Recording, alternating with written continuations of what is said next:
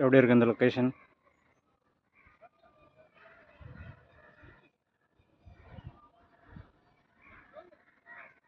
Okay. இப்போது நம்ம சுற்றி உள்ள மக்கள், ஃபேமிலி மெம்பர்ஸ் ஆகட்டும், பிஸ்னஸ் பார்ட்னரு, டீமில் உள்ளவங்க, ஒரு நல்ல ஃப்ரெண்டை செலக்ட் பண்ணும்போது இந்த விஷயங்கள் வந்து கவனிக்கணும். அப்படின்னு என்னென்ன விஷயங்கள் கவனிக்கணும்? அவங்க பெரிய பெரிய பிரச்சனைகள் வரும்போது, பெரிய பெரிய விஷயங்களில் வந்து அவங்கள நம்பி கொடுக்கும்போது, அதுக்கு முன்னாடி நம்ம என்னென்ன விஷயங்கள் கவனிக்கணும்? எதை கவனித்து பண்ணும்போது நம்ம வந்து பெரிய பெரிய லாஸில் இருந்தோம், மன உளைச்சலில் இருந்தோம், சிக்கலில் இருந்தோம் தவிர்க்கலாம் அப்படின்னு வந்துட்டு இந்த ஆத்தர் இந்த புக்கில் சொல்லியிருக்காங்க. சின்ன விஷயம் பெரிய விஷயம் அப்படின்ற டாப்பிக்கில் இங்கிலீஷில் வந்து அதுக்கு பேர் சிமிலாரிட்டி சயின்ஸ்.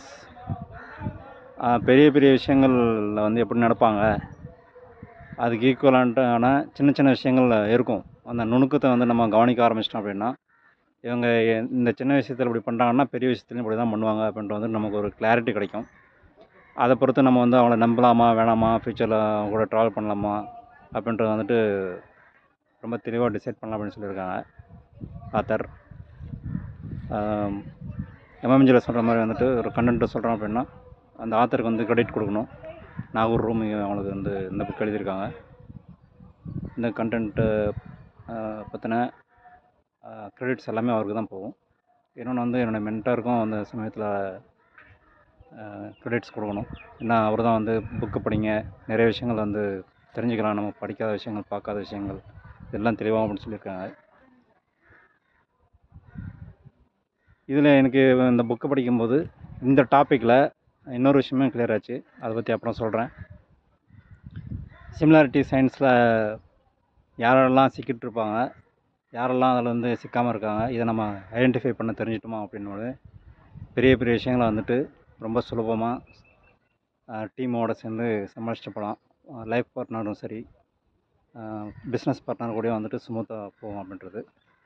என்ன அப்படின்னா, ஃபார் எக்ஸாம்பிள்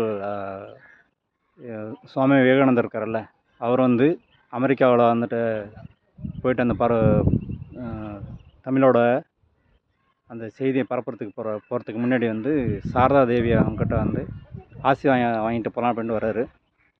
அப்போது அந்த அம்மா வந்து கேட்குறாங்க, நீ என்ன பண்ண போகிற அப்படின்ட்டு. நான் வந்து தர்மத்தின் செய்தியை வந்து நான் அமெரிக்காவில் பரப்புறதுக்கு போகிறேன் அப்படின்ட்டு வந்து சொல்கிறாரு விவேகானந்தர். சரி, அந்த கத்தி எடுத்து கொடு அப்படின்னு சாரதா தேவி கேட்குறாங்க. உடனே அவர் வந்து கத்தி எடுத்து கொடுக்குறாரு. அந்த அம்மா வாங்கிட்டு, சரி ஓகே, நீ சரியான ஆள் தான், நீ தகுதியான ஆள் தான் அந்த விஷயத்த வந்து பண்ணுறதுக்கு அப்படின்னு சொல்கிறாங்க.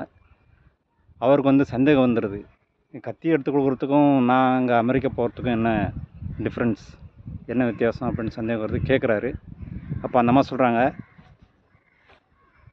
இது நம்மளும் சின்ன வயசில் கேள்விப்பட்டிருப்போம், கத்தி எடுக்கும்போது எடுத்து மற்றவங்ககிட்ட கொடுக்கும்போது எப்படி கொடுக்கணும் அப்படின்ட்டு. ஸோ அதுக்கான தெளிவு வந்து எனக்கு இந்த பாடம் படிக்கும்போது, இந்த கண்டென்ட்டை படிக்கும்போது எனக்கு தெளிவாச்சு.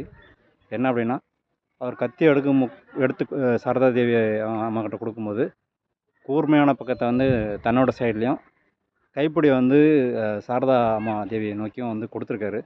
ஸோ அதை வச்சு அவங்க வந்து டிசைட் பண்ணிட்டாங்க, இவன் சரியான ஆள் தான் அப்படின்ட்டு. ஏன்னா ஏதோ ஒரு சூழ்நிலையில் தவறுதலாக வந்து போகும்போது கூர்மையான பகுதி யார் கொடுக்குறாங்களோ அவங்களுக்கு தான் அந்த காயங்களோ மற்ற விஷயங்களும் நடக்கும். வாங்குறவங்களுக்கு வந்து எந்த பாதிப்புமே நடக்காது. ஸோ அதான் பாயிண்ட்டு. அதான் சிமிலாரிட்டி சயின்ஸில் பெரிய பெரிய விஷயங்கள் வந்து பண்ணுறதுக்கு முன்னாடி இவங்க தகுதியான ஆளா அப்படின்றது வந்து கவனிக்கிற பாயிண்ட்டு.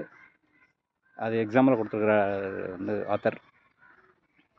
இது வந்து ரொம்ப நாளாக எனக்கு டவுட் இருந்துச்சு, இதுக்காக சொல்கிறாங்க, ஏன் சொல்கிறாங்க அப்படின்ட்டு. இது கிளியர் ஆச்சு. இந்த மாதிரி வந்து நம்ம கவனிக்க ஆரம்பிச்சிட்டோம் அப்படின்னா, சரியான ஆளை நம்பி தான் சரியான பொறுப்பு போயிட்டுருக்கு அப்படின்னும்போது,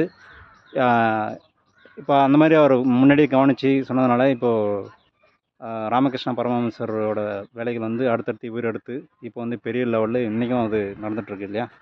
அந்த மாதிரி அது சின்ன விஷயம் கவனித்ததுனால பெரிய பெரிய விஷயங்கள் வந்து ரொம்ப சாமர்த்தியமாக பெரிய லெவலில் போகிறத வந்து பார்க்க முடியுது. அதே மாதிரி இன்னொரு எக்ஸாம்பிள் சொல்லியிருப்பாங்க, ஒரு காதல் ஜோடி வந்து ரெஜிஸ்டர் ஆஃபீஸில் வந்து கல்யாணம் பண்ணுறதுக்கு போகிறாங்க. அப்போ வந்து பொண்ணு வந்து முதல்ல ரெஜிஸ்டர் ஆஃபீஸில் அந்த புக்கில் கையெழுத்து பண்ணல அவங்க போட்டுறாங்க. அடுத்து மாப்பிள்ளை கையெழுத்து போட போகிறாரு. அதை பார்த்த உடனே அந்த பொண்ணு வந்து வேணாம் அந்த கல்யாணத்தை இப்போயே நிப்பாட்டலாம் அப்படின்னு சொல்கிறாங்க. அப்படி என்ன அப்படின்னு பார்க்கும்போது இத்தனை நாள் வரைக்கும் வந்து அவன் கையெழுத்து வந்து சின்னதாக தான் போட்டுட்டு இருந்தான்.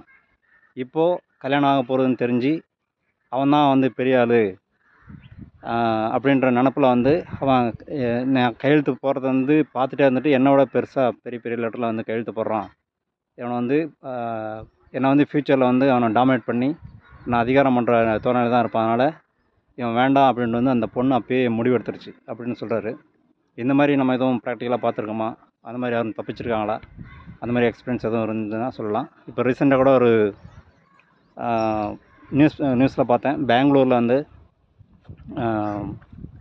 மாப்பிள்ளை கல்யாணம் ஆகிறதுக்கு முந்தின நாள் நைட்டு வந்து குடிச்சிட்டு ஸ்டேஜில் வந்து அவங்க சொந்தக்காரங்க கூட வந்து பிரச்சனை பண்ணி உடனே அந்த பொண்ணோட அம்மா வந்து வேணாம் இவன் இப்பயே இப்படி நடந்துக்கிறான்னா ஃப்யூச்சரில் எப்படி நடந்துப்பான் அப்படின்னு வந்து யோசித்து பார்த்துட்டு உடனே அந்த கல்யாணத்தை ஸ்டாப் பண்ண தான் படித்தேன். எனக்கு அந்த இது ஞாபகம் வருது.